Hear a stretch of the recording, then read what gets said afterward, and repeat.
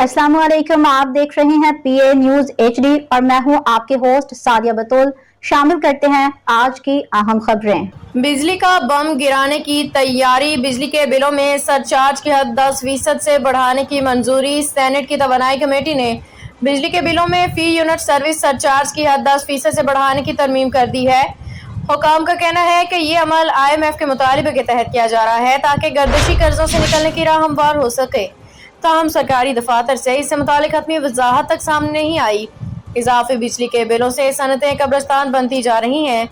Power division के मुताबिक घरेलू सार्फिन से फी यूनिट तकरीबन 2.83 रुपये जबकि कमर्शियल सार्फिन से 3.23 रुपये सरचार्ज वसूल किया जा रहा है। वाज़ेह रहे कि इस तरमीम के बाद बिजली के बिलों में सरचार्ज की वसूली बढ़ जाएगी, जो पहले से महंगी बिजली से तंग शहरियों में मजीद बोझ का बायस बनेगी।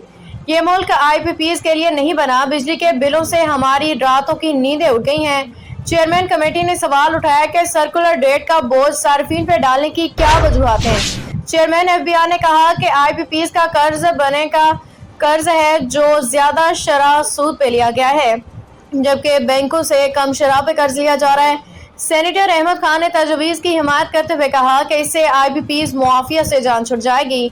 वाज़ेह है कि इस वक्त घरेलू सार्फिन से 2 रुपये 83 पैसे जबकि कमर्शियल सार्फिन से 3 रुपये 23 पैसे फी यूनिट सरचार्ज वसूल किया जा रहा है।